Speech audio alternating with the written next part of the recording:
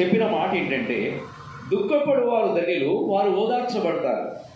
మన యొక్క అనుదిన జీవితంలో, అనుదిన ప్రయాణములో అనేక సందర్భాల్లో, అనేక పరిస్థితుల్లో మనం దుఃఖపడుతూ ఉంటాం. వ్యాధి బలహీనత వచ్చినప్పుడు దుఃఖపడుతూ ఉంటాం. ఎవరైనా ఏదైనా అన్నప్పుడు దుఃఖపడుతూ ఉంటాం. లేకపోతే ఫైనాన్షియల్ ప్రాబ్లమ్స్ వచ్చినప్పుడు, ఆర్థికమైన సమస్యలు వచ్చినప్పుడు దుఃఖపడుతూ ఉంటాం. అనేకమైన పరిస్థితుల్లో ఎవరైనా మనల్ని విడిచిపెట్టి వెళ్ళిపోయినప్పుడు, అంటే శారీరకంగా దూరం అయిపోయినప్పుడు, మరణం అనేది ఒక ఎదబాటు వచ్చినప్పుడు దుఃఖపడుతూ ఉంటాం, కన్నీళ్లు కారుస్తూ ఉంటాం. అయితే ప్రభు అంటున్నాడు, దుఃఖపడు వారు ధన్యులు, వారు ఓదార్చబడుదురు. హల్లెలూయా, దేవునికి స్తోత్రం. కనుక దేవుడి యొక్క ఓదార్పు, దేవుని యొక్క ప్రేమ, దేవుని యొక్క వాత్సల్యత, దేవుని యొక్క కనికరము, దేవుని యొక్క కృప మనం వెంటాడుతుంది.